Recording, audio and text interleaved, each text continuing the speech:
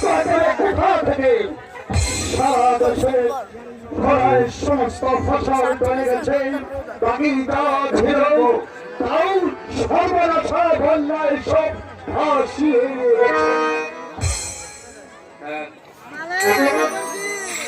এইদিকে দেশের মানুষ খেতে পাচ্ছে না, না খেয়ে দেশে হাহাকার হয়ে গেছে।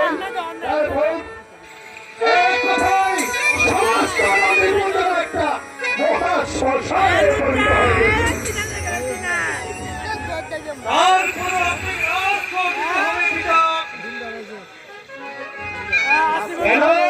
তোর কি অবস্থা?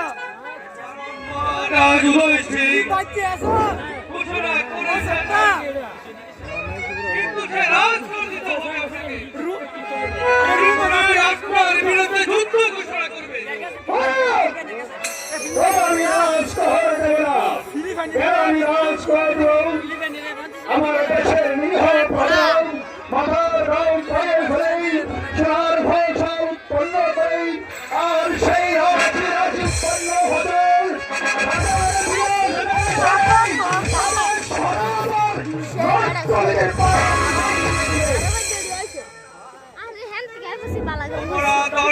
যখন আদেশ করেছে